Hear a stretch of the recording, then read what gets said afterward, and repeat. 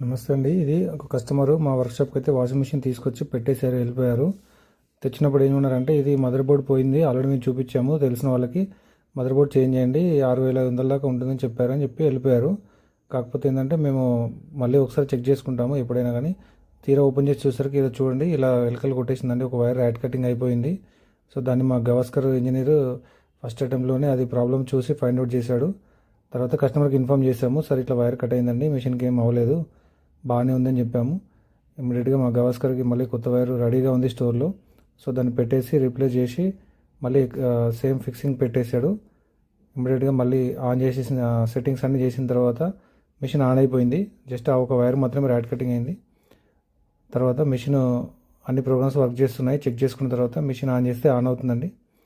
ఆ తర్వాత complete fixing చేసేసి మళ్ళీ ఇన్ ఫ్యూచర్లో ఎప్పుడు కూడా ఎలకలు పోకుండా కంప్లీట్ కింద జాలి అయితే ఫిక్స్ చేసి పర్మనెంట్గా సొల్యూషన్ ఇచ్చాము కస్టమర్కి.